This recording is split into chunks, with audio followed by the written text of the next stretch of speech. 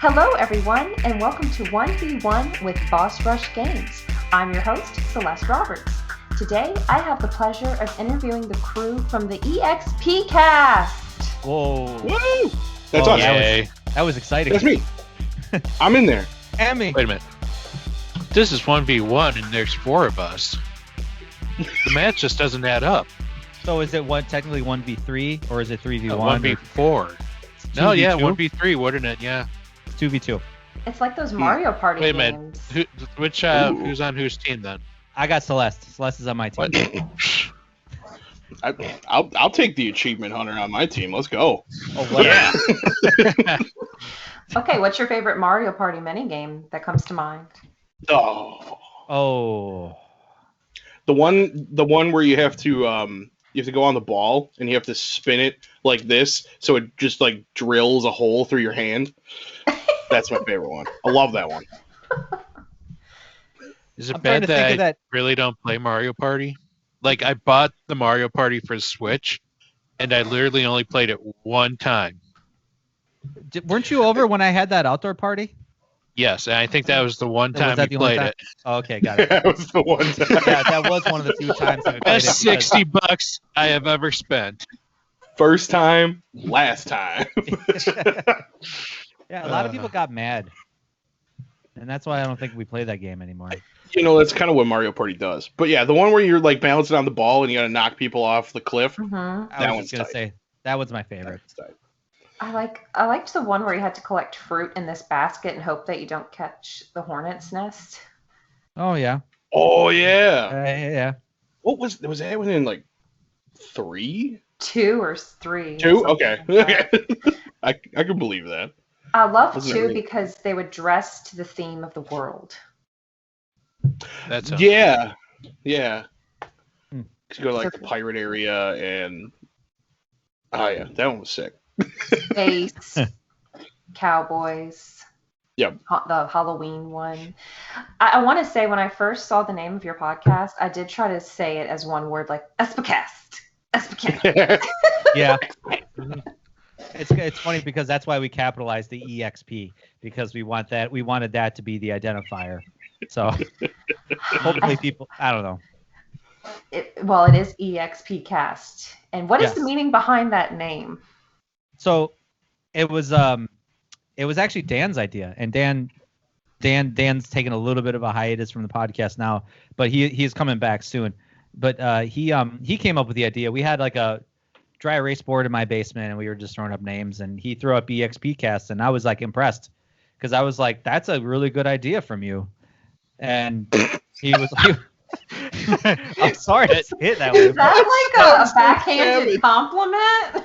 It's actually kind of funny. Dan has a lot of ideas. We're talking like shotgun of ideas, and a lot of them tend to miss the mark.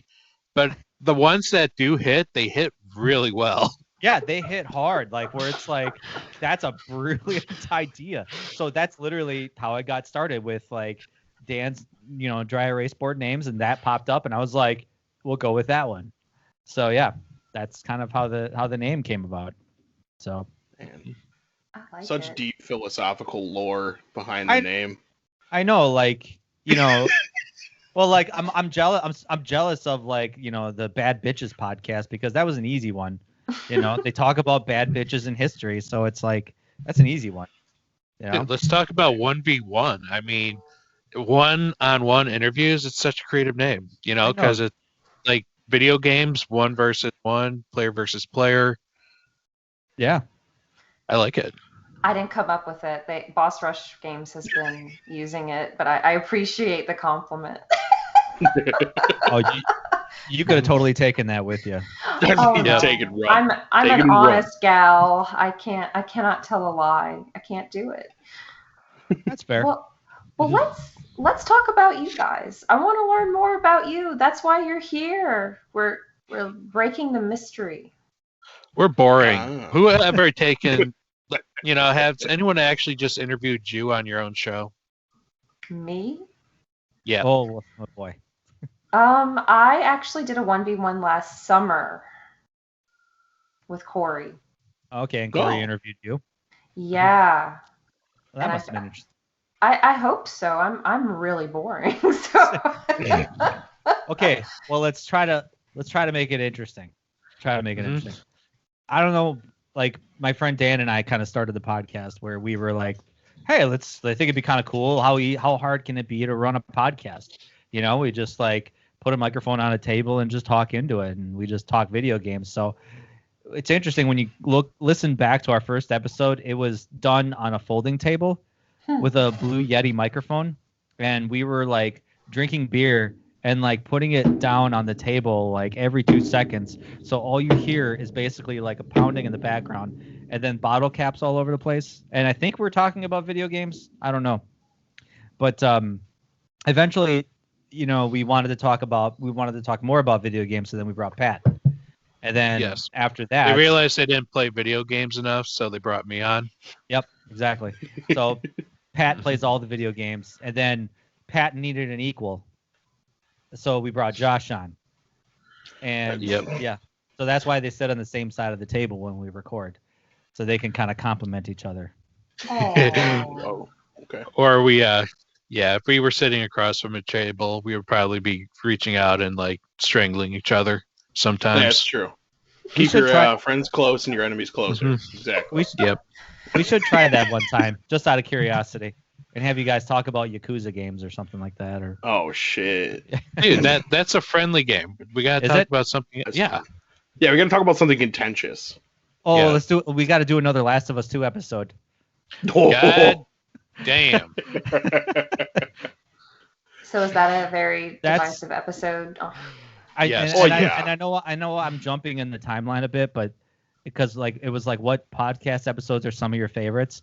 That one was one of my favorites because it was mostly these two going at each other. And Dan's like in the background like, hey guys, like I actually like that part. And I'm just like kind of eating popcorn the entire time like, this is good. It's not your time yet, Dan. Yeah. You're still over there. I'm like that Michael Jackson meme, like a Thriller, where I'm just like got this big smile on my face.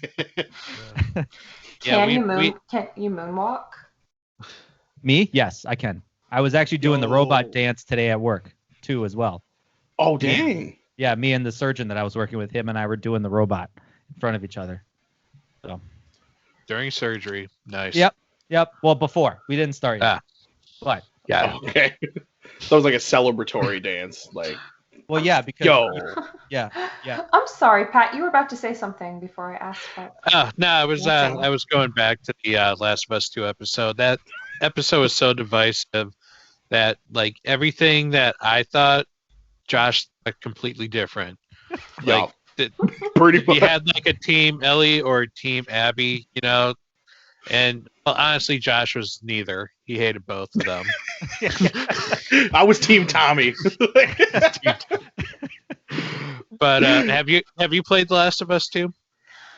Oh gosh, I have not, and it's on my list. I haven't even played the first one yet. I did edit Eddie V's article on it a few months ago, so I have some spoilers in my mind, but I forgot them already.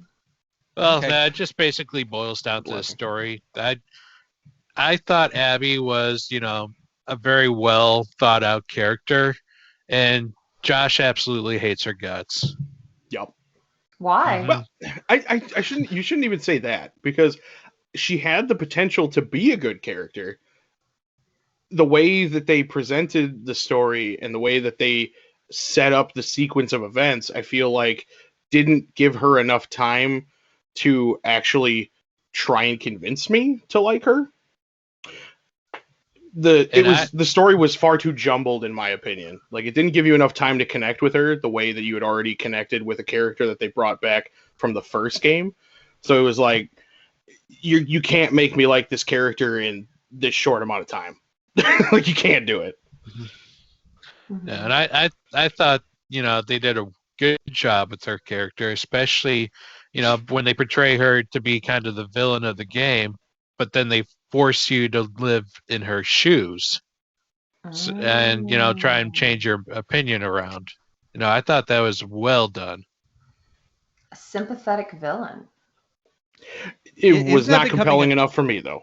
And isn't that becoming the trend lately in video games? Like that's actually a kind of a future topic that I wanted to explore is why does every villain have to be sympathetic now? Because it's a good character. Why can't villains just be villains? Why can't you just be like, I hate You that just wanna- guy. I you hate wanna that go- girl. I want to like just indiscriminately take care of you. Like Yeah, not you want to like, go back to tying people up on train tracks and curling the mustache? Like, Yes, I'm I evil because evil. Yes, I do. Yeah. Yes, I do. I'm sorry. A villain should be a villain. Oh, please wear a top hat and a long coat. I'll have to mean- buy that. I'll have to make a stop at Goodwill or something like that. Have some intense Yeah, there we piano music playing. You'll never catch me. I mean, there is something to be said about that type of character because one of my favorite anime villains is from the series Tenchi Muyo, which is an awful series. I But- love Chichimu. Oh, you like Tenchi Muyo? We can have different opinions. It's okay. But It's gonna be good. Not in our Kagato? podcast, we can't. Yeah, true. Yeah, no, everyone has to agree all the time. Yep. All the time. Kagato was my favorite villain of all time because he was just so like comically villainous. Like everything he showed up in was just like so over the top. And then when they finally do like the final battle against him, he's in this giant throne room playing an organ and like he's so cheesy that I can't not love him. Like he's just so great. What is up with villains playing organs? Because Because Ganon. they have to be Dramatic. refined, you know? Dramatic. It They all have to goes be- back to the Phantom of the Opera. Oh yes. True. That, da-da-da, Yep. da-da-da. Well, that I and know, they're always like Uh, British. I know that's not the Phantom. I know that's not the Phantom of the Opera theme song, but that's God. What is it called? There's a name for that song, and it's not for release, is it? Should I ask Siri? Yeah. Now you gotta Siri, sing what's it. the name of the song that Hey, goes Siri. da-da-da-da-da-da-da? What's the name of the song that goes da da da da da da da da? Does she know? Does she? Featuring Tory Lanez by Meek Mill. Apparently, I just sung Liddy by Meek Mill. Oh, okay. I don't think that's it. I don't know. I don't That's think that's definitely it. That's Thanks, Siri. Dude, Appreciate Phantom that. was spitting that. Yeah. So, Yeah. No, because the my Phantom one mixtape is, drops next week, y'all. the Phantom one is like, and sleep he sang to Do, me. do, do, do, do, do. Yes, yes. That, No, I. that chandelier Phantom of the scene. The Phantom of the Opera is my favorite musical of all time. So Ooh. have you seen it live? I have not seen it live. I kind of wanted to, but then I think it was coming to Milwaukee, but then the whole COVID happened. Oh, okay. But, Go to New York. Do you have any desire to go to New York? Yeah, It's a busy place. yeah. I'd But say that's a lot of people. just for a weekend. Just go for a weekend Just- and go see Phantom. Actually, yeah, that's a place you could do for a day. Yeah, go. The chandelier scene is my favorite. Just you would really like it, Pat. Oh, I believe I would. Do you like Chicago? Yeah, I don't know. I'm more of the older time. So like Les Mis, Phantom of the Opera. Oh, okay. I guess French ones. Josh and Stoyer, are y'all? Oh, we didn't even introduce everyone. I'm the worst host ever. So No, I sorry. think it's because we interrupted you several I'd say times. we get derailed pretty quickly and No, pretty easily. this- I'm not Yeah. blaming you. Yeah. the That's- point of the 1v1s is just having a conversation. That's all it is. So, okay, let's start. And we're going to introduce and ask each of you what your favorite musical is. And that was not on my list of questions. Let's That's do what, it. That's All what makes right. this Oh. episode great so far. Okay, so let's start. Okay, who's the oldest? We'll go in that order. That story. That's me. Yeah. Okay. My name is Stoy. I'm 39. I'm a Gemini. I like motorcycles, and my favorite musical is the Book of Mormon. I want to see that. I heard it's Yeah. great. I saw that when it was in Milwaukee, when it came to Milwaukee a couple of years ago, and yeah, that was good. It's got a little bit of that kind of like that South Park humor a little bit, but like very well written. Like it's kind of amazing to think like Trey Parker and Matt Stone wrote that musical. You know, and they did a really good job with it. So. That's awesome. Well, Did you guys think I was gonna say Hamilton? I bet you guys did. It was like a 90% chance in my head that it was going to be Hamilton. Not gonna Yeah, lie. I didn't even know you knew a musical off the top of your head, to be honest. Admittedly, the only two musicals I ever saw was Hamilton and the Book of Mormon. Those are the only two I ever saw. That's the only two we got. I feel like Holy cow. I feel like Pat was dropping a little shade there with you, uncultured swine. Like that's what I feel like he was insinuating. Let's segue to Pat, the uncultured swine. Oh, I am he's the most cultured. Oh, you are the cultured swine. That's what I meant. The cultured swan. I'm Patrick. I am 37, going on 38. I like video games, like RPG video games. Actually, I play anything, so I just like video games. My favorite musical is Phantom of the Opera. What's your favorite song in Phantom of the Opera? You know what? I really like the original, like the theme song, but I'm also pretty partial to Point of No Return. That's a good one. Yeah. But Good there's one. a lot of good songs in it. I just think the Phantom made a very good character. Like I feel his rage. I understand where he was coming from and how like a lot of people saw him as a monster, but it was because of the fact that he was always treated as a monster due to his deformity that he just could not bond well with people. And, you know, he was always just so like he avoided them, he couldn't trust them. Mm-hmm. And then when, you know, like Christine just comes up to him and it's like, you know what? I don't care that, you know, I don't look at you as a monster because of, you know, what other people are telling me. Because deep down I know you're a person, but what you're doing is very wrong. You know, that validity that he got, that just kind of made him turn around in the end. I don't know. I thought it was good. Speaking of sympathetic villains, right there, that's a great one. Can't just villains just be villains. But that hits right here. Yeah. Oh, it's kind of it's a little bit of a Frankenstein, Mary Shelley's Frankenstein, a little bit. I get those vibes for sure. from Phantom of the Opera. Yeah, yeah. Oh, He was born ugly. I'm sorry. You know? Dang, bro. Dang. Okay, He was all born right. ugly and people called him a monster, the devil's son. They locked him in a cage. Oh dear. that would cause some mental anguish, I feel, Yeah. if that happened to someone. Well, thank you for that, Pat. And well, Josh, and if you're watching this on YouTube, everybody, and you should be, you get to see Josh's sweet, sweet game setup. I have a couple games. Uh, Yeah. I'm Josh, and I'm the youngest member of the EXPcast. How old are you? I'm 29. I remember when I was 29. I remember when I was 29. Me I too. know, I remember that. I remember those days. Me too. It was today. I'm also a Gemini. Oh, Ooh. so sassy. Uh, Two Sorry, I'm an sides. Aries. We're two I Um, forgot to mention We that. are. My favorite musical, I don't know if I have a favorite musical because my wife is the musical one of us. So she's how I experienced pretty much every musical because once she finds one, she will play the soundtrack to it to death over the next like 3 months. So the one What that's in the- my head currently is Hamilton because she's still playing that to death. What musical were we talking about on a show one time, and you like busted in and you were like, "Excuse me, it's actually an operette." Yeah, because you said Hamilton's a musical, and I was like, actually, it's an operetta. Yeah, that was it. And I was like, "Ooh, Mr. Bougie over here." And I'm like, Rachel would murder me if I didn't correct him. So, Yeah. and then I went home and said, look, I corrected Stoy on what Hamilton is, and she's like, good job. She doesn't hate me now, does she? No, she doesn't Yeah, hate I said, you. "Ooh."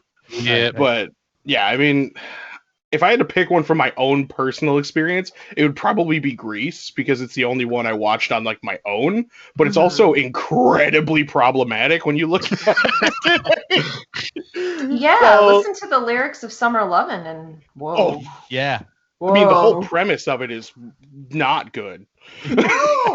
No, Sandy, you were not hot enough at the beginning, so now you have to start smoking cigarettes. And You have to wearing completely change who leather. you are, and then I'm gonna lie about all the things that we did over the summer break to be cool to my friends, and like it's rough. And then I'm gonna give you a ring just so we can do it in the drive-in, and then get mad at you because you're like not cool with that.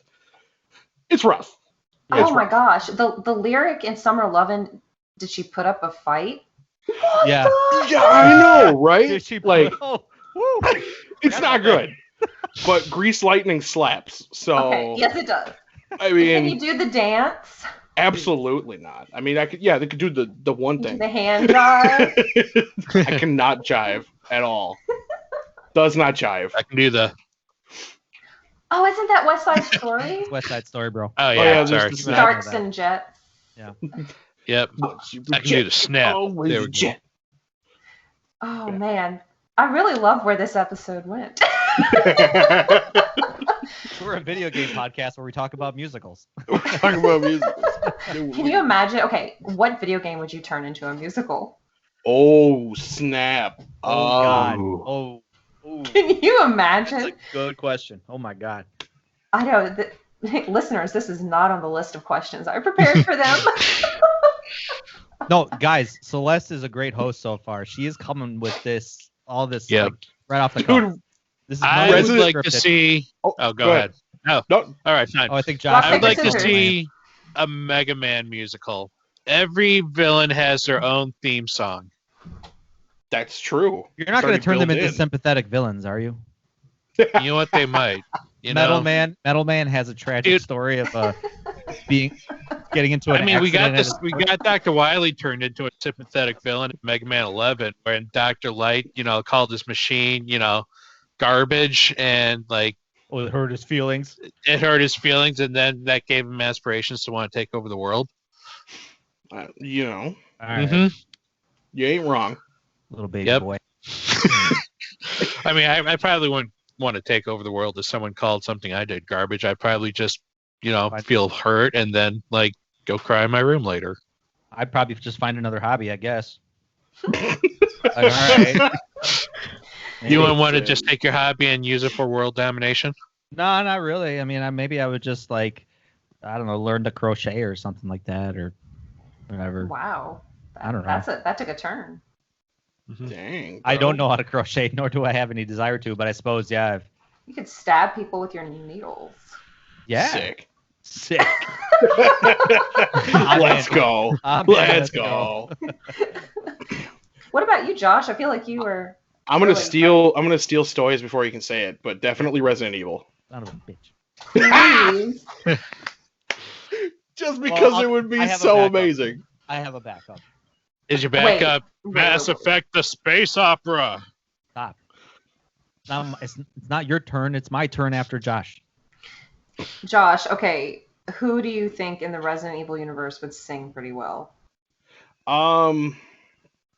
So if we're going off the Albert first game, it's definitely going to be Barry. Barry's going to be the smooth baritone, but he's got like the tragic, like, they turned my family against me. Like he's going to have like some kind of like soft ballad at the end that makes you feel bad for him. And it's going to be great. And in the chorus, it's going to be the master of knocking, the master of knocking. Jill, you were almost a Jill sandwich. Right. Yes. Oh my god. Oh. Capcom, give us a call. When I woke Yep. up this morning, I was not expecting this, and this is the best St. You didn't- Patrick's Day ever. You didn't think you were going to get serenaded by Opera Barry from Resident Evil? I didn't expect it to go this way either. I remember, you remember that Caramel Dancing song from like 10 years ago? The who? So what? That it was like this little anime sounding Japanese, really caramel dancing. Someone animated the Resident Evil people doing the dance to it. Oh dear. So I'm gonna have to send it to you guys. Yeah, I need a reference now. I'm okay. curious. It's pretty Is it hilarious. as bad as Kratos dancing in Fortnite? In Fortnite. Well, I've never seen that, so It will ruin your image of Kratos forever. I need to look it Dude. up now. God of War would make a sick rock opera too. Yeah, that actually. Dude. Ooh. That'd be pretty dope. Trans-Siberian style. Yeah, Alright. dude. Ooh. All right, This is Bestoy. kinda- This is kind of cute. This is kind of Oh, he cute. looked it up. I'm watching it right now on YouTube. It's kind of cute. Oh, look at that! It's Brad and yeah. All right, cool. Oh, Anyway, look at that spread. Brad. Oh, it's Brad. Sorry, Chicken Brad. Heart Vickers. Anyway, obviously since Resident Evil was taken, Mass Effect for me. And we're talking about bringing in all the alien races, like even bring the Hanar in, and the Hanar are the ones that are like monotone voice, Expressing sorrow. expressing sorrow, singing angrily. That's actually how they talk. They have to list what their emotion is so that people understand what kind of emotion they're going through. Yeah, because they talk very monotone, where they literally talk like this: expressing anguish. Please buy some of my wares. Mhm. You So, could go a lot of fun ways with that. yeah, you really could, And I mean, we already had something, Morden from Mass Effect 2, where he did that little song number. I am the model scientific Solarian and inspiration. Da, da, da, da, da, da. I don't know. Oh, dear. I can't sing it, but yeah. Whoa! Imagine the merchant from Resident Evil 4 and the No. musical. Welcome. Welcome. Here are my wares. Here are my Yeah, wares. you See song is one anything vibe. that interests you. Maybe a new shotgun. How about some herbs? Got the kind that gets you high. Oh my god! Oh Thank my you, God. stranger. Oh, that's actually a good song title too. Thank you, Thank you, stranger. stranger. It's either what are you buying or thank you, stranger. Like that's got to be his number. Oh, Well, I yeah. love it. Okay, Capcom, please start hit us work. up. Please start working on this musical. I would pay serious money to see it. All right. This could be a It's- future it's podcast happening. episode. We'll see. Yeah, we'll get to work. Get to Keep writing. listening. Keep listening. I'm not. I can write articles. I can't write music, but I'll certainly give it a spin. I'll certainly give it a try. Stoy is contributing to the Boss Rush writing group, so thank you for that. And Yeah, thanks for the opportunity. Yeah. Pat and Josh, do y'all like to write?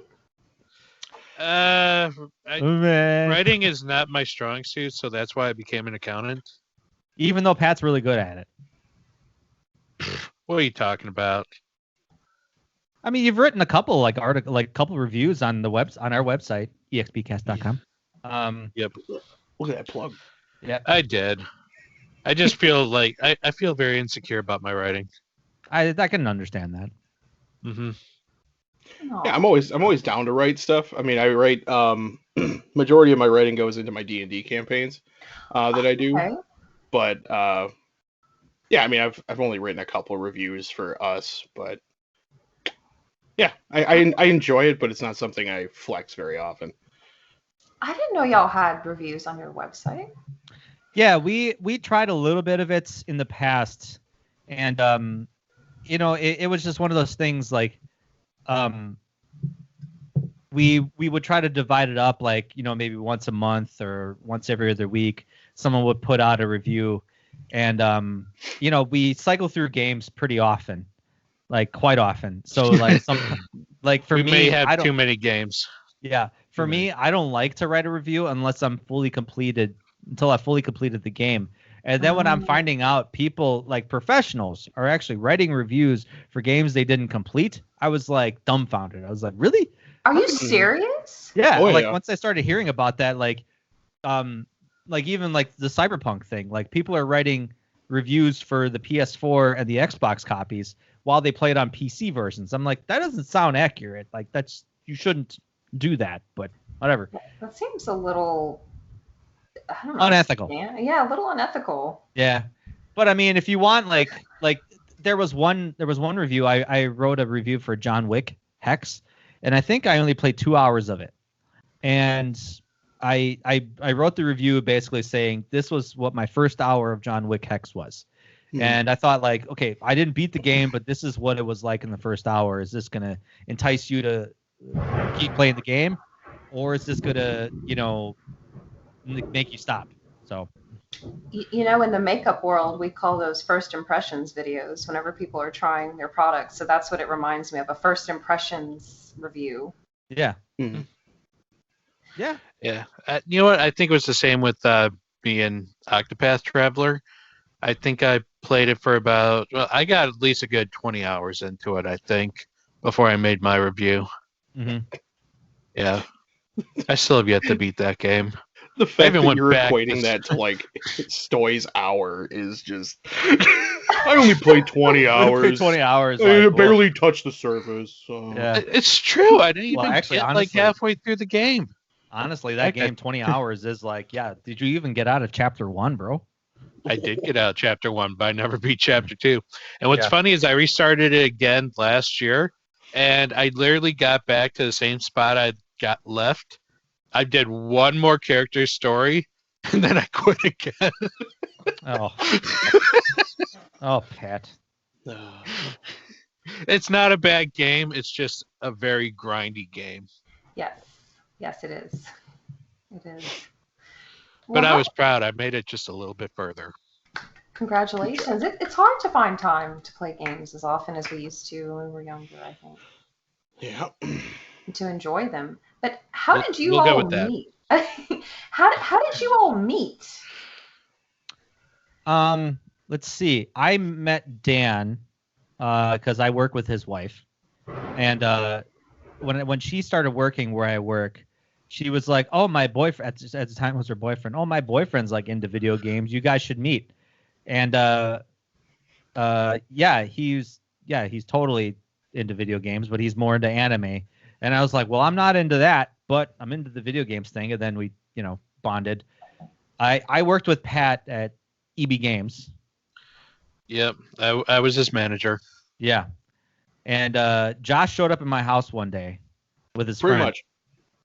Yep. And I was, he's like, yeah, this is my, I mean, I'm missing key parts of the story, but like his friend is like, yeah, this is my friend Josh. And him and I had this awkward stare off in the kitchen. And I remember it to this day because you looked like, oh shit, he mad. And like, You looked like you were gonna burn a hole through the wall with just your gaze, and I'm just like, what did I do wrong? I just came to this man's house, and the first thing he does is like, I'm gonna set you ablaze. it wasn't like that at all. I think that's just my resting bitch face. But I was like, hey, how's it going? Like, I didn't expect, because like I host Extra Life at my house. It's like that 24-hour video game charity event. And I invite all my friends. Like, we're talking 30 people in my basement, TVs everywhere.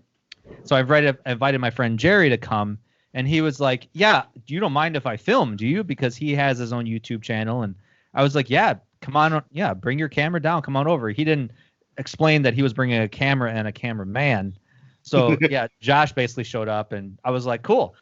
And, like, I was like, yeah, that's fine. Like, so long as he's not like a D-bag or anything like that. And, obviously we kept in touch ever since. So Obviously I was, and here we are. Yeah. But yeah, I no, hate to tell it to you this way, but this is how I find out. that's all right. But yeah, it was I came to that first Extra Life. I fell in love with just Extra Life in general, and then got to talking with Stoy more, and then he invited me on the podcast because I collect video games, as is referenced behind me. And we did a collector podcast, and then pretty much after that, it was just, hey, do you want to come on permanently? So I'm like, I'm sure, I like this. This is fun. Well, yeah, because I remember like messaging Pat and Dan, and I was like, hey, do you guys mind if we just bring on Josh like permanently? And they both were like, we thought he already was. And I was like, oh, okay, all right, that's an easy sell. I mean, well, it took a little bit to sell me on Josh a bit. When we were trying to find a fourth member, I was trying to diversify our group and actually try and find a woman to give their impressions of video games. And, I didn't have much in that regard. Yeah, because Pat actually did a lot of modding for a lot of streamers back in the day, like a few years ago. Oh, wow. Yeah. And a couple Twitch partners. And, yeah. I thought they were going to do, we could get at least one of them on and pretty regularly, but unfortunately, they were a little bit on the camera shy side, so it didn't quite work out.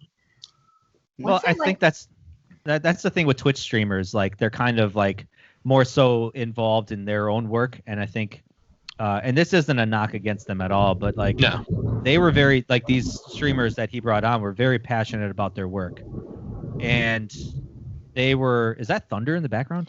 Yeah, we have really bad weather. Oh, it's all good. It's all good. That is awesome. Yeah. Extra metal. Hopefully the internet doesn't crap out. Extra metal. But yeah, so like they were super involved in their streaming, super involved in their social media and everything. So I think tacking on like another job on top of that, especially being around like 2-3 dudes talking about video games, like, I mean, in order to be successful in the Twitch space, you have to be, the grind is real. Like, you have to be on that, and you have, like, the moment you slack is the moment half of your people are just going to go somewhere else and find something that's close enough to what your content is. So, like, it's ruthless out there, man. It really is. No, yeah, it is. I know we've tried to dabble in streaming a little bit, a few times, and when you think about the mental capacity of just like, you have to keep a schedule and you have to keep a routine and you have to almost like play a game that connects with an audience. And even sometimes, like, I've had friends, our friend Micah, actually, who we brought on the show a couple times to talk about Pokemon, he centered his channel around Pokemon exclusively. And when he wanted to shift gears to do something else, his fans started to drop. Like, literally, like, all of a sudden he started getting less views, less interaction, and people even commenting like, why don't you play Pokemon Red? Why don't you play Pokemon this? And it was like, he kind of got sick of it, Yeah. I don't think people realize this. I've never streamed before, but and you guys know with podcasting, you're entertaining, and that's exhausting. That is mentally exhausting. So I can't. Podcasting, like, we're recording this. It's not quite. You don't have to be quite as on, but streaming, I can't even imagine. Yeah. I agree. Yeah, because not only are you playing something or whatever it is that you're doing, you're actively performing. You're trying to keep people engaged and keep people interested 100% of the time, and they go for like hours at a time. It's theater, but modernized. People think it's easy. It's not. No, it really isn't. I mean, and like I said, just to even keep a routine schedule, and stay firm with that. Like, even if sometimes you have like bad days or whatever, like, you still gotta I still gotta go on and stream, because that could be a potential to lose followers, or a follower that could be watching you that day all of a sudden shifts over to another channel because you're not on, and then It's like, I just want to play video games, bro. I don't want to think about all this. Well, Pat, I want to know what it was like to mod. It's kind of fun, you get to see like the back doors of like the communities, get to know the streamers personally as well as the rest of the modding crew. But occasionally you do have some jackaholics that jump in, and you get to brandish that little band hammer, and then they come back and be like, "Oh, I was just kidding." It's like, get up out of here. It's like, we're gonna let you like sit this one out for a little bit, and if you want to come back later, maybe. But yeah, it was fun. You do have to keep an eye on the chat for a while, and that does get a little bit on the boring side, because sometimes I wanted to do other things like watch TV or play video games, but it is fun. being a mod, you definitely were part of a community that there's a lot of people that you can talk to and just like shoot the shit with. It's Mhm. great. I'm amazed, for example, like with modding with Reddit, just how some of those subreddits have people who are really on top of things. Oh yeah, Mhm. Oh yeah. like milliseconds and things are taken care of. It's nuts. Yeah. Do you guys follow Ask Historians by any chance? No, I don't. Nope. That's a subreddit where they quickly strike down things if they're not historically accurate. Jeez. Nice. The fact that mod. like, you can fact check it that quickly is impressive. Yeah, I'll say, jeez. Well, my favorite thing is the people whose comments actually get left up, they have these degrees or specialties and things like these very specific parts of history. And I'm like, were you just waiting for your time to shine? Was there a little bird that flew down and told you there's a post with your name on it? I spent $40,000 to do this. Let's go. I knew this degree was going to do something. No, I mod a subreddit. It's called Scrub Tech, and okay. it's because I'm a surgical tech, so I operate with doctors. I'm kind of their assistants, handing them their instruments and kind of doing other assisty things. But yeah, I wanted to create a community for other scrub techs in the world, basically, to kind of talk about their jobs. And we get a lot of students coming on to ask the same questions all the time. How much do you guys get paid in this area? How much do you guys get paid in that area? Hey, should I go for this school or that school and this and that? And it's like a lot of times it's the same question over and over again, day in and day out. And I'll look through them and I'm like, man, I wish I could just delete these questions, because it's like if you just go through the thread a little bit, you can find your answer. But these people are lazy, or maybe they just don't look. So it's like whatever. I don't really do much policing. Like we get some spam every now and then that I delete, but other than that, whatever. I just let it run itself, and I never have a problem actually. Mhm. Yeah, it's pretty simple. I mean, as long as the community is typically pretty good, and as long as the streamer or is not like promoting toxicity, Mhm. you usually have a pretty good community. That's awesome. Okay, we said streaming is exhausting. I can only imagine that moderating is also pretty exhausting as well. Well, that's why streamers have mods. They can't do it themselves. So Mhm. That's crazy. Well, speaking of games, do you guys want to take a little trip back to your first memories of playing video games? Oh. I could. Jump in the time machine? That might be traumatic. Josh, Uh-oh. I'm Uh-oh. kind of curious actually with you what your first video game experiences were, because they probably are different than mine or Pat's. I mean, there actually probably aren't. That they're not that different, because when I started, the first system I actually started on was my cousin's hand-me-down NES. So, Okay. I had a very small collection of, mostly the ones that I remember were Mario Bros. And Duck Hunt, the dual cartridge, and then I had Excite Bike, which I remember playing a lot. Really, those are the two that like stick out as like the first games I ever played, and it was in my sister's bedroom, so I had to like sneak in there so I could play Mario Bros. Or Excite Bike, and then like if I heard her coming, I would be like, turn the TV off, run into my room real quick so she wouldn't know I was playing. And that went on for a couple years until my parents came home with the Super Nintendo, and that was like the family's Super Nintendo. And we only had one game for it, and that was Super Mario World, because we had that combo package that they bought, and I played that game into the dirt. So that was like the first one that really connected. That's a good game. Did you get all the Nice. secret levels? Oh man, I was not good enough to do that at that time. Oh. I mean, I did find like the star warp one time, and I was like, "What is What is this?" And then I just proceeded to get stomped by it, and I'm like, "Okay, I'm not going there. It's cool, but I can't do it." Those are But hard yeah, I levels. mean, the original NES is the one I started with, and then pretty much been hooked ever since.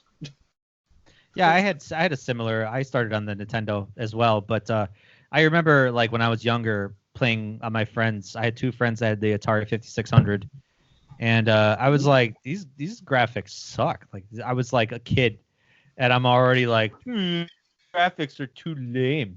Like at the time, like it was. So I wasn't interested. Like I was like, it looks okay. I'm not impressed. But it was when my friend across the street got a Nintendo. And I was over at his house like all the time. Like I'd be calling him up on the weekends, like, "Hey, can I come over?" And he'd be like, "Yeah, come on over." Like he was super cool with like, me coming over and just hanging out with him. I mean, he was a good friend of mine. I did like hanging out with him, but I was totally using him for his Nintendo. And if he's listening to this, I'm sorry, Nick. I'm sorry. Anyway. So yeah, like my mom would just get pissed basically that I just was never home and that she would have to beg me to come home because I was always playing Mario Brothers, always playing Duck Hunt, and he had Mega Man the first one. And so they ended up getting me a Nintendo because they were like, now you're gonna stay your ass at home. And the only problem was that that was in the family living room, and my dad watched TV a lot. Oh. And yeah, it would be like, "Can I play Nintendo, Dad?" And he'd be like, "Nope, watching the news." Like, what, you been watching the news for the last 5 hours? So, great times. Anyway, yeah, and then it just kind of progressed from there. Sega Genesis, Super Nintendo. I got those really late in its life cycles. And then I remember my first paycheck that I ever had, I bought a PlayStation 1. Which went to the bank, cashed it, went right to Best Buy, bought it. So Nice. Money That had well to be spent. A sweet memory. oh yeah. What about you, Pat? Well, my earliest memories were my dad had this like portable computer that he would bring with, or he would kind of bring with me, and I would play games like Sesame Street Delivery, or like Ernie's Splash, just little educational games.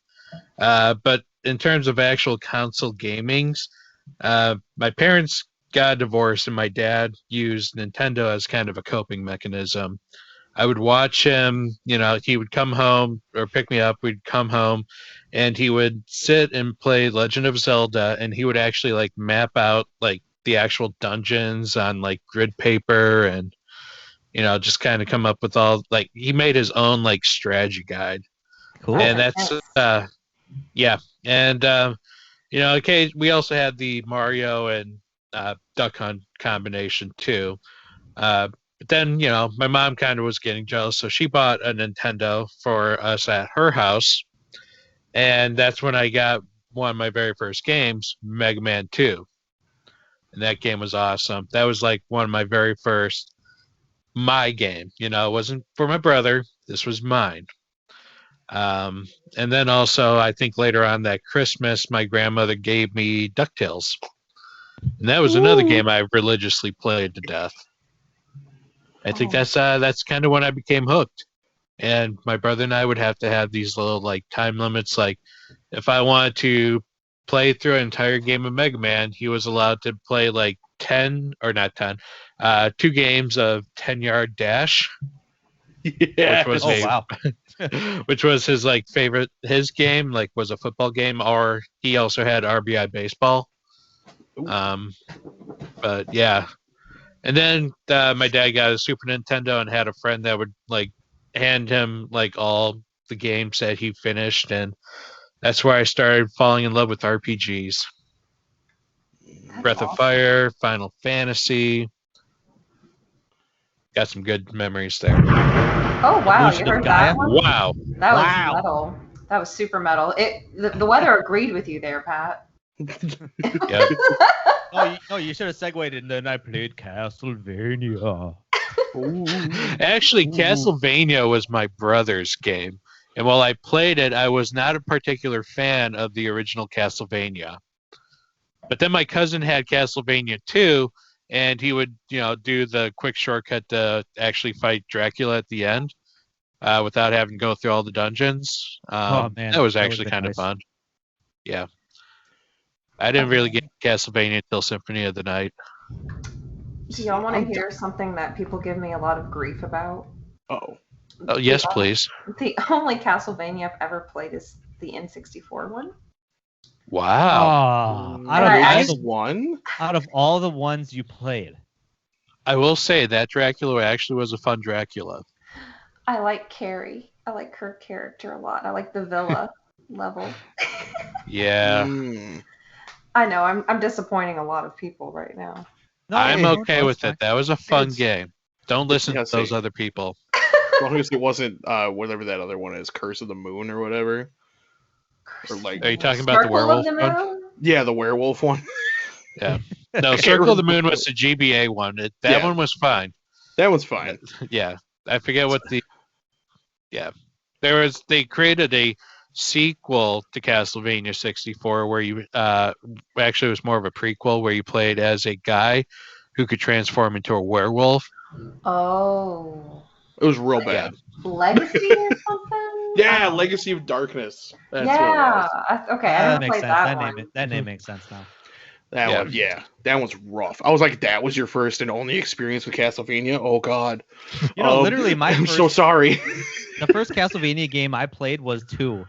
And then I was like, are the other ones like this? Because like I totally skipped over 1 because I think 2 was available for rent and that was the newest one. So I was like, well, I want to play the newest one.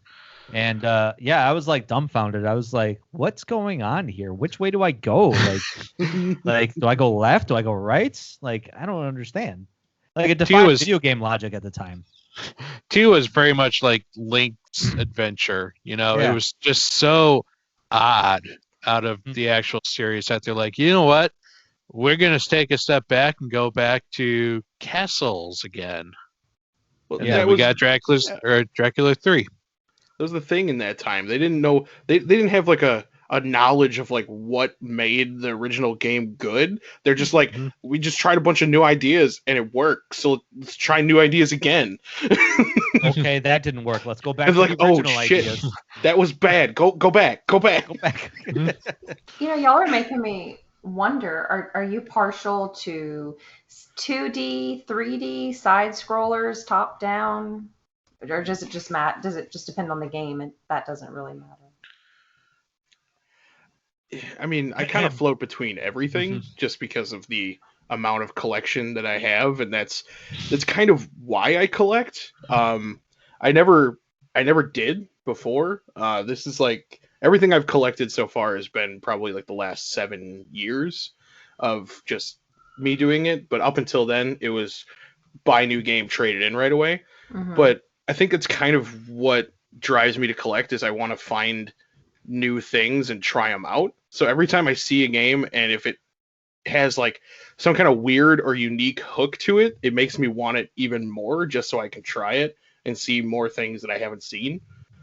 And because there's so many crazy ideas, especially back in the earlier days when they were throwing stuff at a wall and seeing what stuck. So, I mean, I play a little bit of everything, but if you throw like an isometric dungeon crawler at me, I am 100% in no matter what it is. So, like, if I had to pick a preferred one, like, I'll play pretty much anything that looks like that, regardless of subject matter. Cool. Okay. All right. Yeah, I go back and forth. Obviously, I have a fondness for side-scrolling retro-style games. I think that genre has kind of overplayed itself, and that's why I don't think we're seeing that a lot of those games being made anymore. Because for a while, like for years, it was I think it was after Shovel Knight came out, and then like every indie developer wanted to be Shovel Knight, and then you saw all these different like retro 8-bit graphic style, bro, just like when you were a kid, and like it got all the 30-year-old dudes like excited about it. but like, man, it was so overplayed that I kind of was like, I don't want to look at another retro style game again. So, Yeah.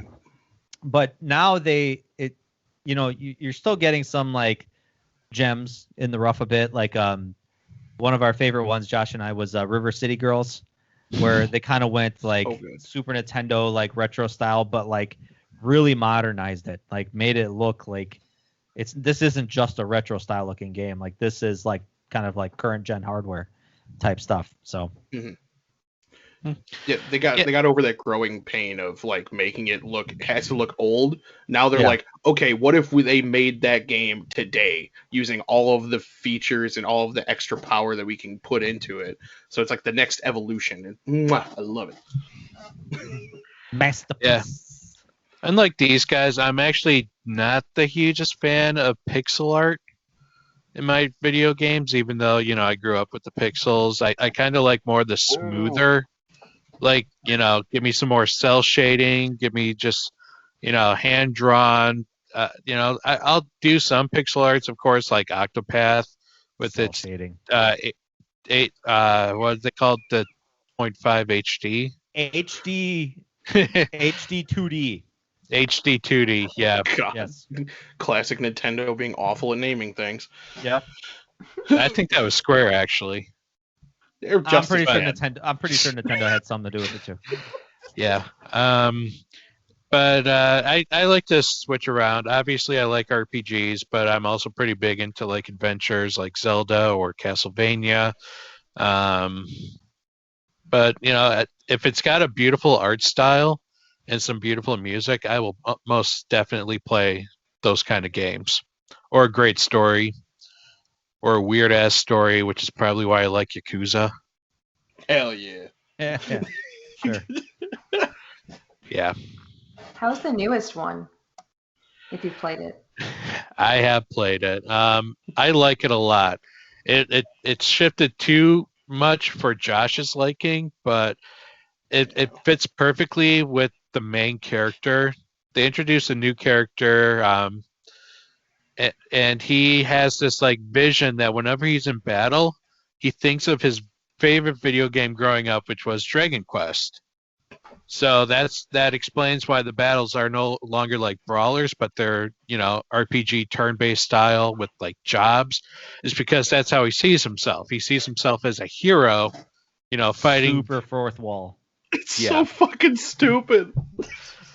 And it's great. So It dumb. works. It works. Oh god. It's a great game. I'm sad that the PS5 version doesn't allow you to use your PS4 saves. I have 40 hours in that game, and I don't want to go back and do that again yet. Have you guys ever lost your save data before? Yes. Yeah. Oh, heartbreaking. Dude. Yeah, I did that with Watch Dogs, actually. Watch Dogs Legion, when I switched. I got like 20 hours into the campaign with Watch Dogs Legion, and then I wanted to play it on the PS5. And you had to do some weird like transfer to Ubisoft or something like that on the PS4. But like, I think I had already deleted it from the PlayStation 4 because in order for me to play it on the PlayStation 5, I had to delete it from the PlayStation 4. So like, it was just a whole weird thing. And I was like, okay, well, maybe I'll just start over again. And I got like a few hours into it and I'm like, nah, I'm good. No, I'm good. That happened to me with Dragon Age Origins. I got stuck in a glitch where they're like, oh, okay, cool, you killed the boss. You want to go back to the village now? And I'm like, yeah, but I didn't loot the thing yet, so I want to loot it first. So I said, no, I'll come back later. And they're like, oh, okay, cool, yeah, we'll see you at the village. And then I go and loot the stuff. I didn't even get anything good. And then I go to open the door, and the door is permanently locked. Like, you just can't open it. It's like you should have left when we told you to. Exactly. It just glitched the door locked. And I'm like, okay, I guess I'll just reload a save. And then the autosave saved me in the building. So I was still locked in there. Oh no. And then the prior save was 30 hours prior. And I'm like, I guess I'm fucking done. Hey, the game tried to warn you. You sure you don't want to go back to That's this? exactly. He's like, you sure you don't want to leave with us? All right. Oh my god. Fuck. See you later. Got But this you guys- cool bracelet, I guess. Oh, I don't know. You guys vaguely remember that game I talked about, Lust for Darkness? Oh gosh, do. yeah. Where, like I remember go to the that. main boss arena and there's no boss. Lust for darkness. It's Don't look it up. Don't look it. Why? Just don't. It's happening. It's- It's no, happening. I guess I can't stop you. Can't stop you. But You anyway, sure you want to look? It kind of look well. There's a lady posing like the girl in American Beauty. anyway, Hmm. well, yeah. It gets demonic it gets really and demonic and like sexual hardcore. depravity and yeah, I mean, it has the word lust in the title. I wasn't expecting. Yeah, you obviously. Pippi Longstocking goes to school or something. hey, Stoy, who's the final boss in that game? a large Pee-pee Longstocking. yeah. Oh, it works. Oh God, I'll have to go back to that episode because I tried to block that out of my memory and like I think I vaguely remember like Stoy's Yeah, not used to being chased by well-endowed men it's not without pants on. So it's not a good It- game. so but basically I get to the final boss, well I mean I finally get to confront the final boss like face to face, if you will, and and More why like did I head to bring head. this game up? Why did I bring Dad. anyway, so like, but like they were playing the boss music, but there was no boss. So I'm running around and I'm like, where's the boss? And like, there's no boss. So like, I'm like, okay, all right, maybe it's a glitch. I load the autosave, do the same thing, no boss again. I'm like, okay, that's weird, but like it only autosaves up to a certain point, so like I couldn't go back to a previous save. So I reloaded the autosave like 3 or 4 times. I turned the game off, turned it back on again because I was really adamant about beating this game. And like still nothing, no boss. And I'm like, well, I guess I'm done. Bye. Bye, PP Monster. Stoy, how did it feel that you could not finish a game where the boss was literally a naked man? I'm not upset. I wanted to end that chapter in my life, but sometimes you can't get what you want. And Yep. yeah. It's okay. My dad was playing God of War one time, and it was a scene where I think you have to indulge in certain activities. Did he go back in the boat? I just remember like you have to press certain buttons, and these And you had women to are have a- watching you have sex with another character, I think. Oh, so that's in Yeah, so that's in two, 3. Yeah.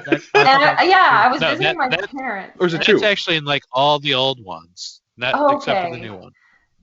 My dad was like, I'm playing Like- God of War, and he didn't realize that was coming up, and it got really awkward. I was like, I'm gonna go talk to mom real quick, just hang out with mom. Hey, Dad, you know where the weight room is? I'll find it. Gosh, Oh man.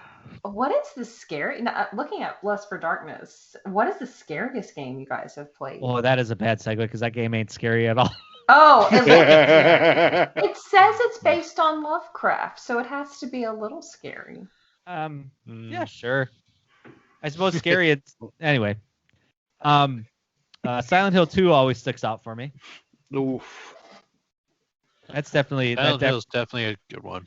yeah. I mean, the first one, playing it on the PlayStation, really like I never played a game like that before, where I literally like had to shut off my system during certain scenes where I was like, nope, out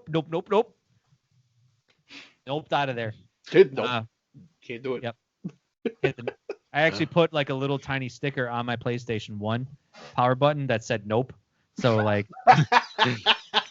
no, I didn't. But I mean, I should have. Anyway, yeah, that series will always stick out in my mind as like some of the scariest. Like, even like Homecoming. I replayed Homecoming last year for Halloween, and even I was like, man, this is kind of creepy. Like they really did a good job. It's just if they hadn't have made it so combat focused, I think it would have been better. But Yeah.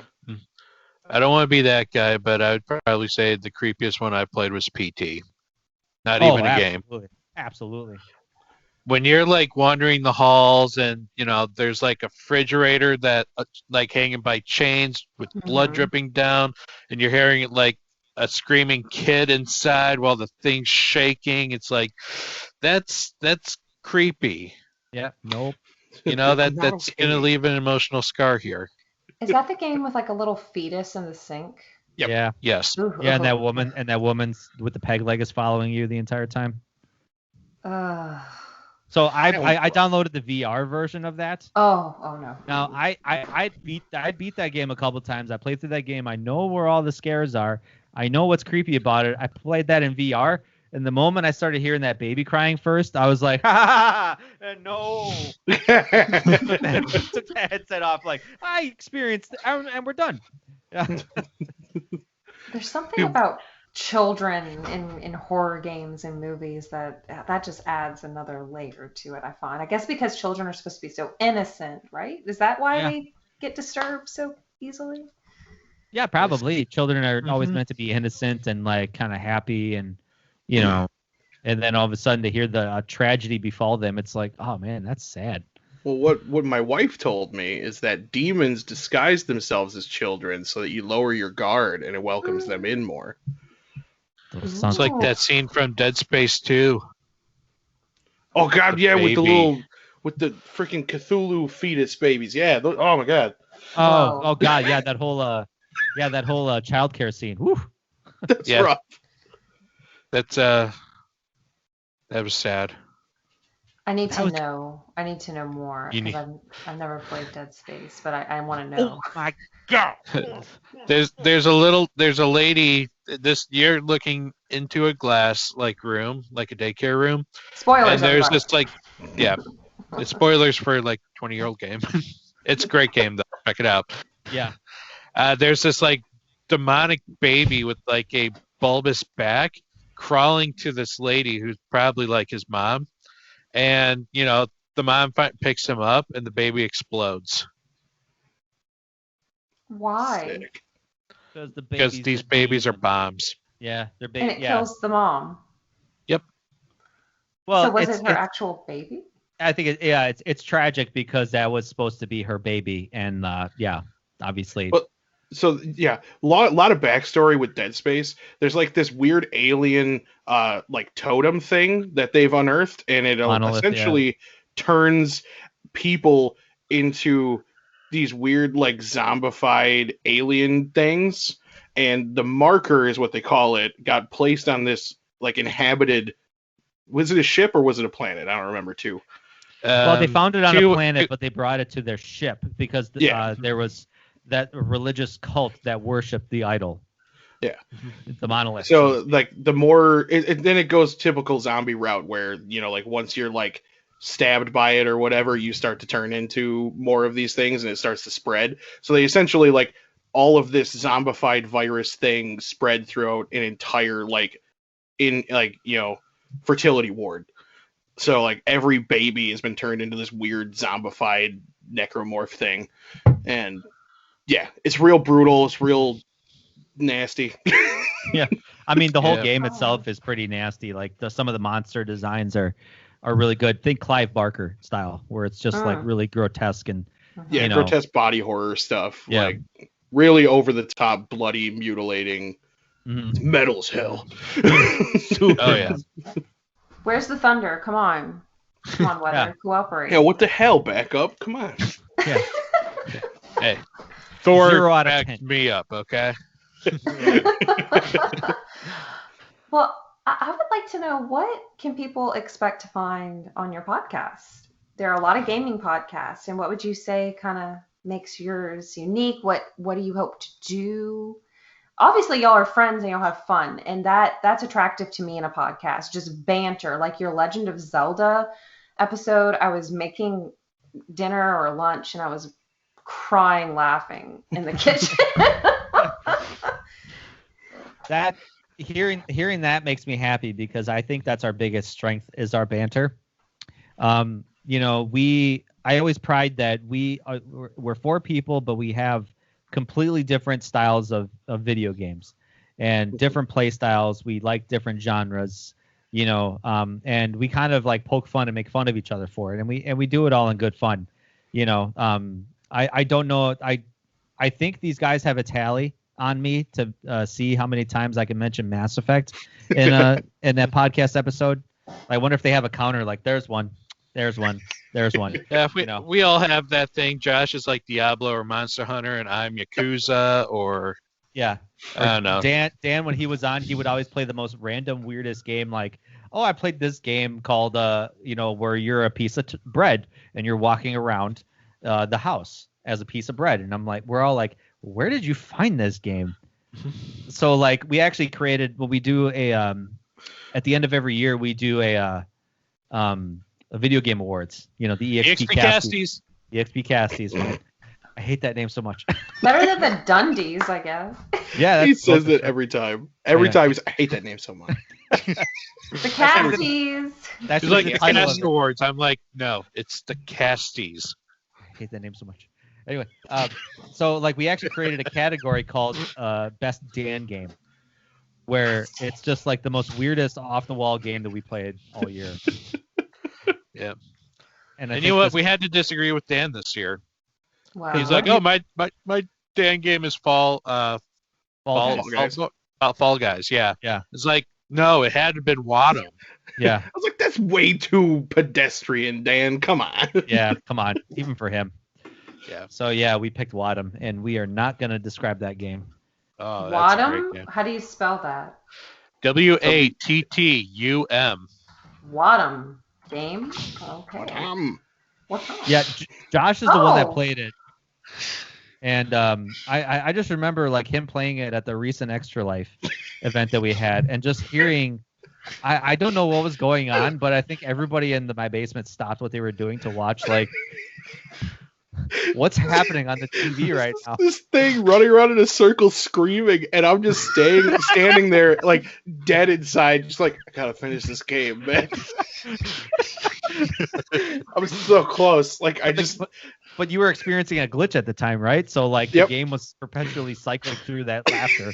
It looks like Katamari a little bit. Oh It was- god. it It's actually made by the same people. person. Yeah. Oh, well, that explains. Oh, it looks cute. No, it's not. It's a 9 out of 10 on Steam. I mean, if you want to give it a shot, go for it. But it's something. I can't hope you even like explain it to children you. Laughter. Yeah. That's It's- amazing. It's like Katamari mixed with Teletubbies, I guess. That's the only way I can describe it. I want to But, know more about. I want to know more about this game. Oh, geez. That's Nope. that'll be a whole. I'm nother- out. This is a great podcast. I'll see y'all later. All right, bye. I ain't talking about that damn game again. I think you just have to go back to one of our old episodes. But I can dig it.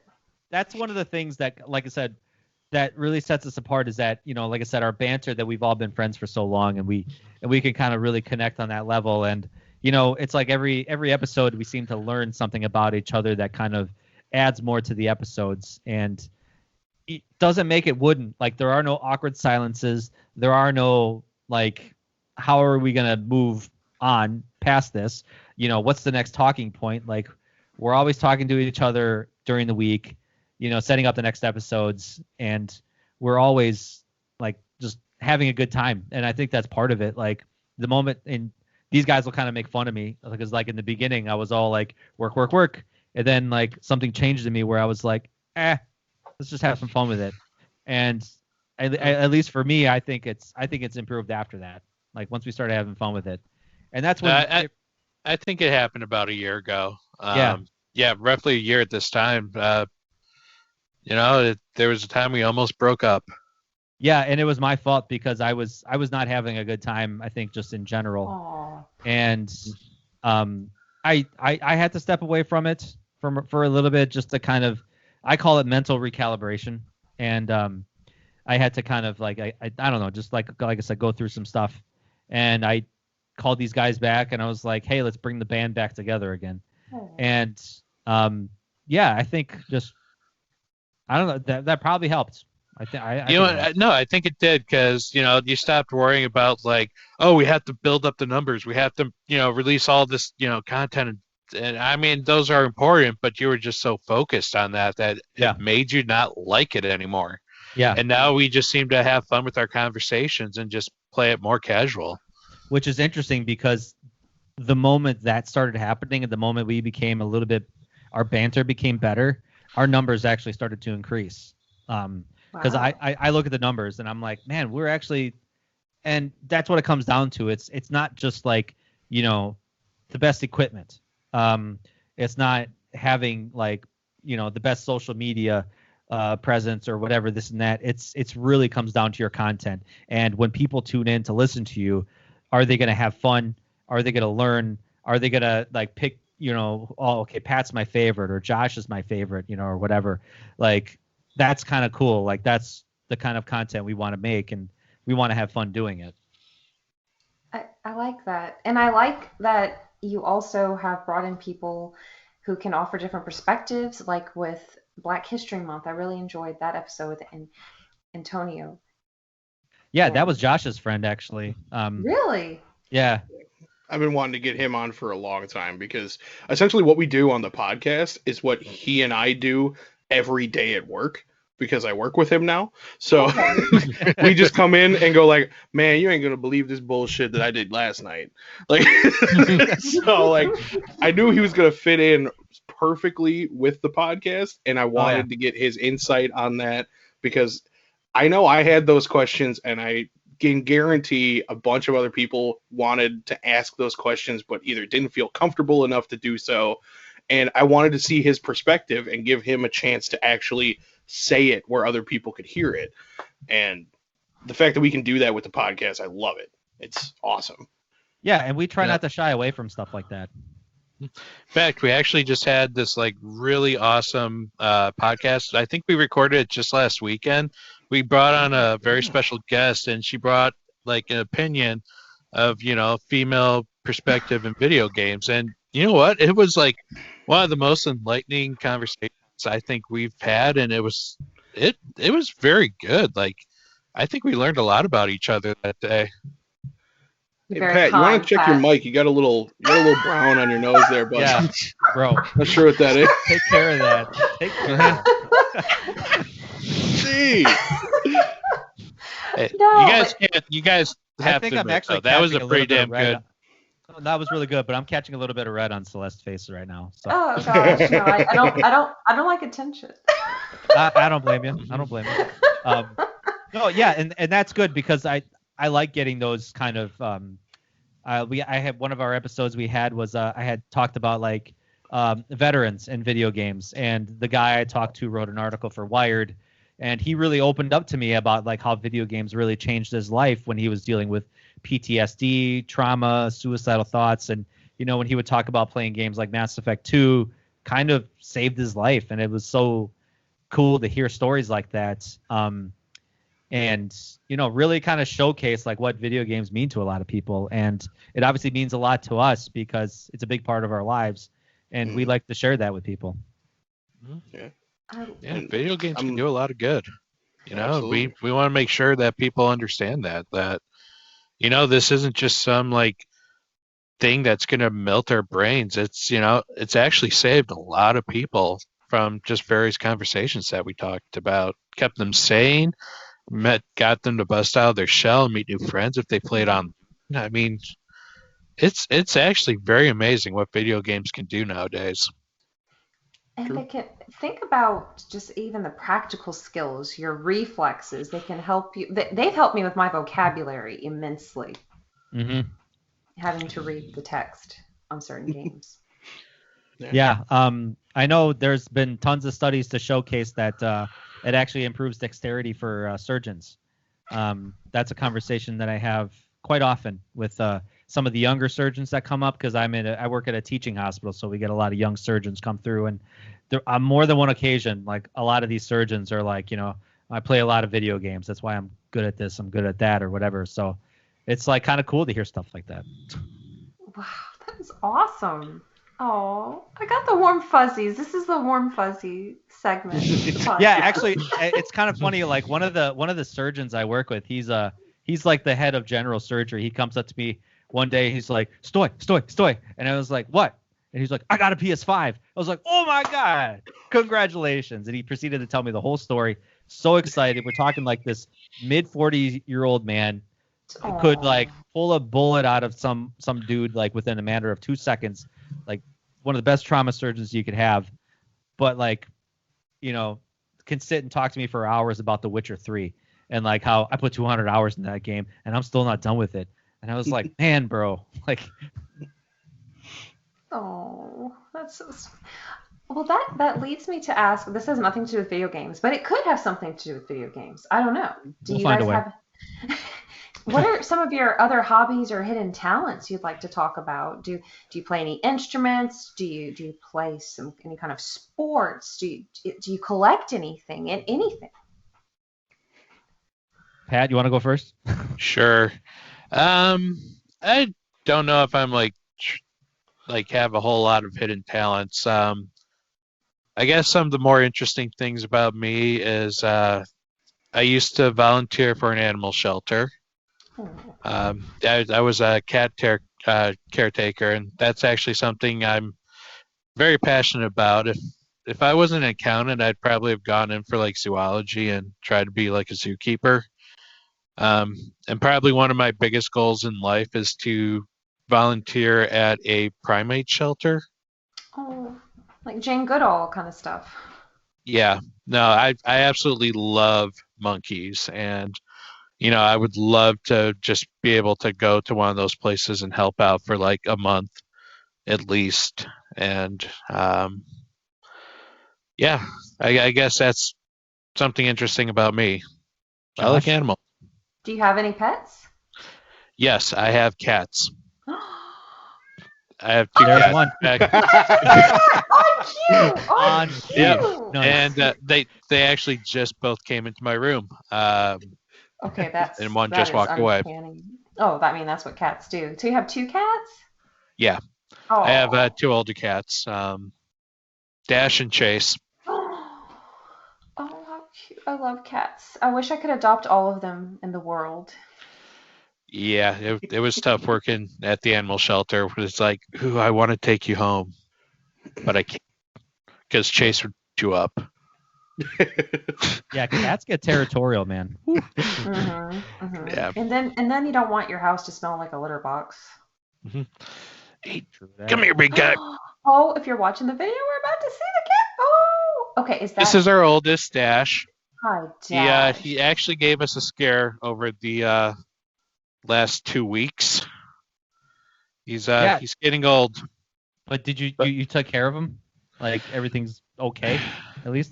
I know he was talking to us about it like last week. We're still waiting on the ultrasound. We think he has lymphoma. Oh, poor baby. Unfortunately. But before he honestly was having trouble pooping. And we would have to bring him to the vet to get him emptied out. And it was getting to the point where it's like, he cannot be enjoying this. And you know what? One day he was like really struggling and he dropped this massive turd and he's actually been like able to poop. Like he misses the litter box, but we're okay because as long as he's pooping, that means he's still got some life in him. Welcome to the EXPCast, the video game podcast where we talk about cats pooping. Cats defecating. Look, I mean, but that's good to hear. That's really good to hear. If we've all been there, so I can only imagine the pain that poor baby was in. Yeah. Oh yeah. Josh. He's trying to walk on the keyboard right now. Oh my god. Josh, how about you? What about me? YouTube watchers can see pretty much all I am. I am obsessed with video games and 80s and 90s just paraphernalia, and Predator. So like I collect. Predator fan, yeah. A huge Predator fan. I collect a bunch of video games, pretty much ranging from anything in television to current. I've just reached about 3,700 games total now. Wow. Like just shy of 4,000. And yeah, It's something I started like around 7 years ago, and just kept collecting more and more and finding new things I'd never heard of before and experiencing things I missed when I was younger, and just kind of never stopped.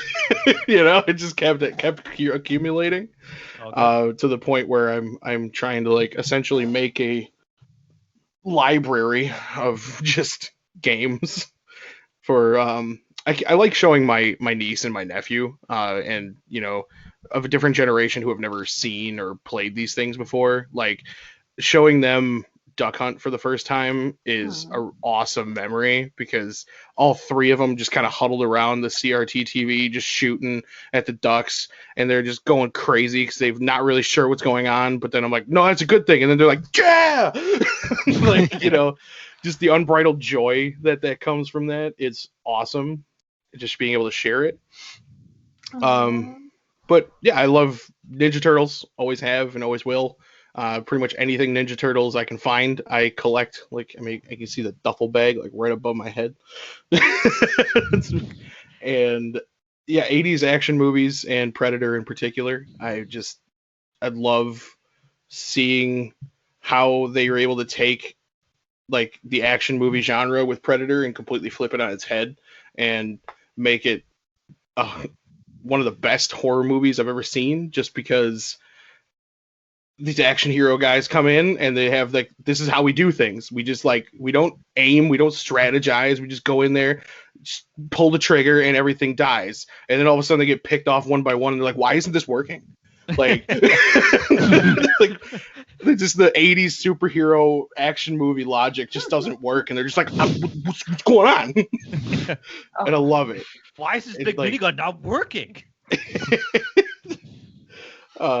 One day I would love to be able to make my own video games. That's what I went to school for.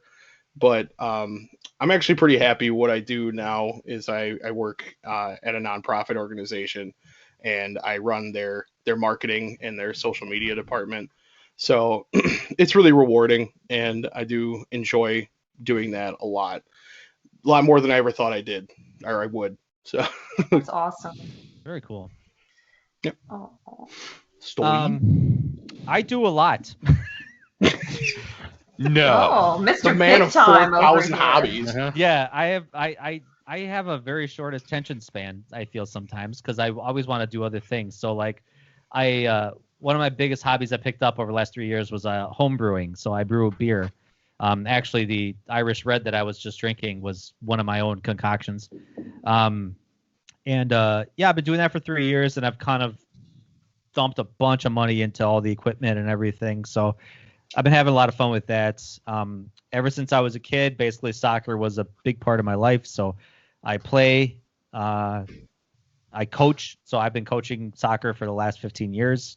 I've been coaching kids like 10, 8 years old to about like high school, college. So I'm currently coaching high school right now. So that's both boys and girls. And I always like to say I like coaching girls better because girls work harder. Because girls get mad when you tell them you can't do something or they need to do it better. Like they get mad and they will prove you wrong, and they will 100% of the time. And they will look at you like, see, coach, I can do it. Like, good for you. Reverse psychology at its best. But no, but I mean, in all honesty, that, like girls growing up, they have a better work ethic. Boys where they're just like, I'm not good at something. Well, I guess we'll play basketball. So, I mean, that's an easy answer to it, but like I know that's not the norm across the board, but that's always been a little bit of my experiences with it. I also have 3 motorcycles, and these guys like to make the Harley noises. Sometimes, Because you especially sold out, boy. Yeah, sold out. I sold out, and I bought a Harley over the last summer. So, yeah. What did you have before? You ever had like a Yamaha or? No, so like my first bike I had was like an old Kawasaki Vulcan, and it was like an old cruiser. I still have it. Actually, it's in pieces in my garage right now. I ended up buying a Ducati later on. I also have a dual sport. It's kind of like an off-road motorcycle. And then I sold the Ducati and I got the Harley. So Awesome. yeah. And I write too. I do that. That's becoming a hobby I'm picking up again. I go back and forth with it. So He's a Renaissance man. He really is. yeah. A little bit of everything, I guess. That's great though. I mean, that keeps life fresh. You all have interesting hobbies, and it's really good to see people do things outside of work. And I say this on a lot of the 1v1s. It's very easy to get caught up in our responsibilities, our jobs, the mundane aspects of life. And if you don't have hobbies or passions, it's like, what's the point?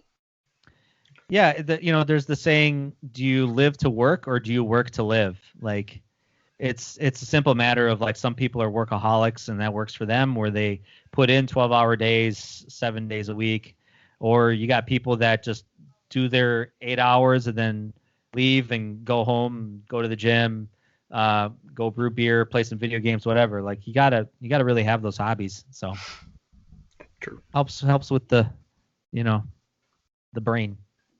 I think Yep. so. Well, how can listeners support you guys? Well, we do have a website, EXPCast.com, that Josh has curated for us.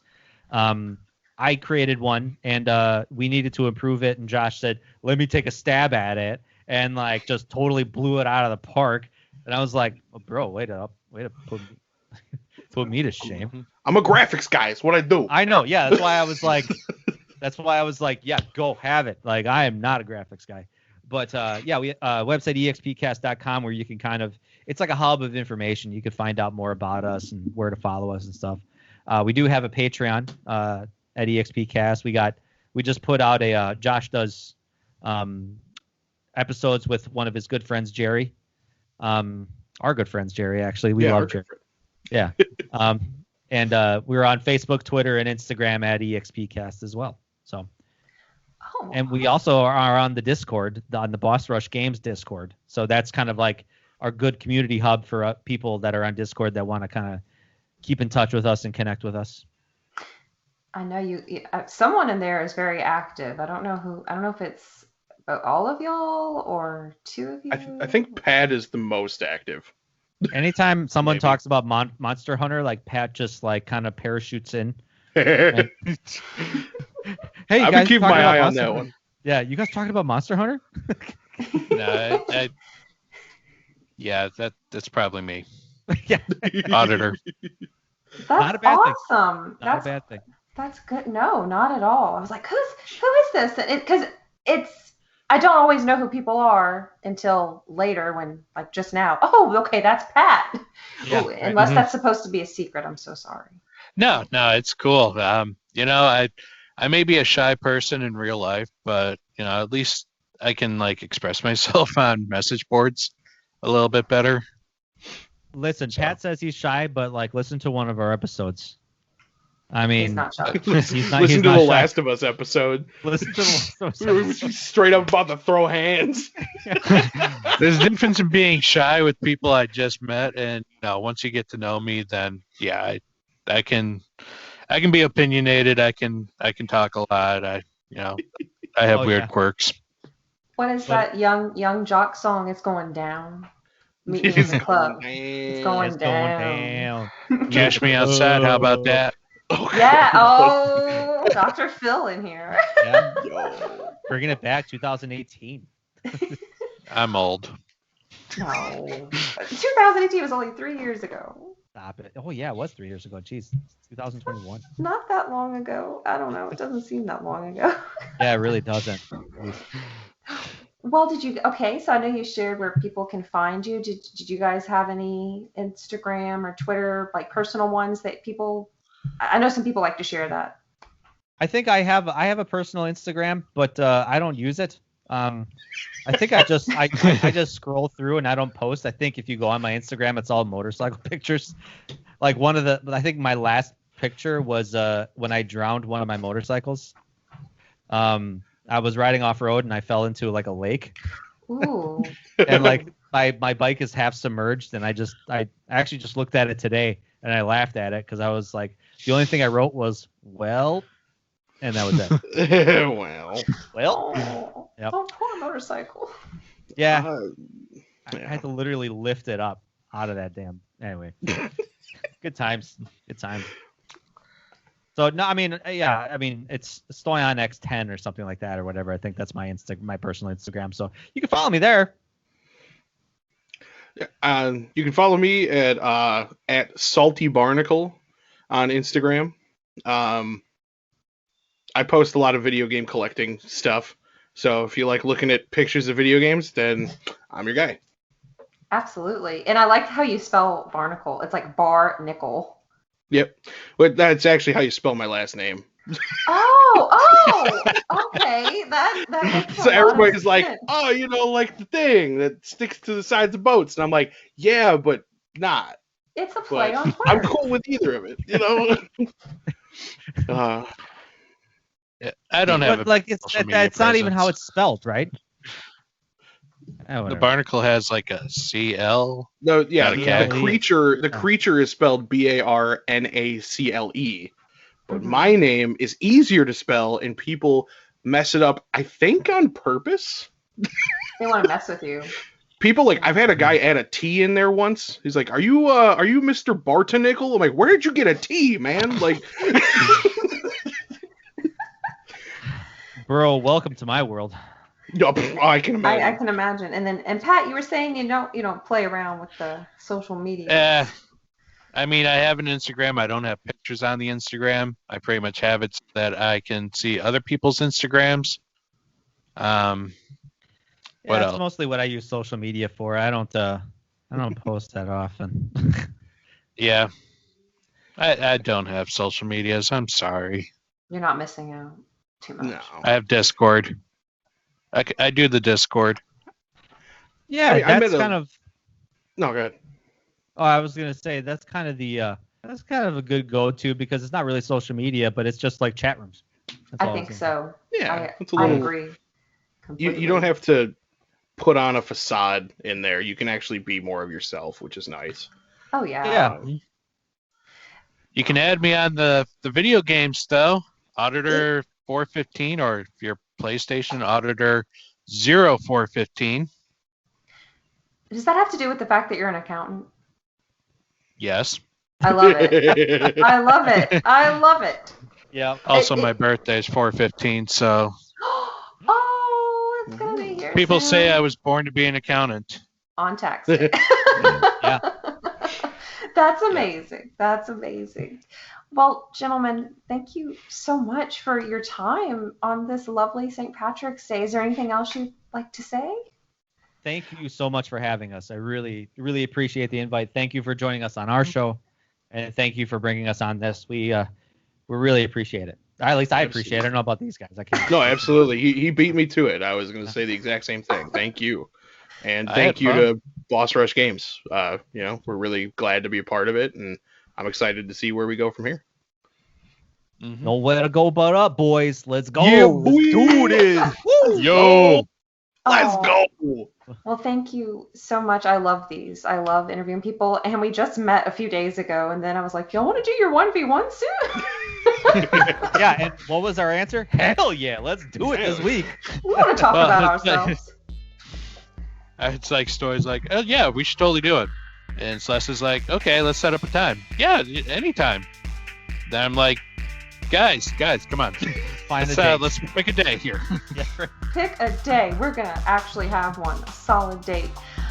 Well, thank you all again for your time on this 1v1. And listeners, you can find me at FairyCrypt on Twitter and Instagram. And you can listen to Boss Rush wherever you listen to podcasts. And you can watch this on YouTube if you haven't already. Until next time, see you later. Bye, guys. Bye. Have a beautiful time.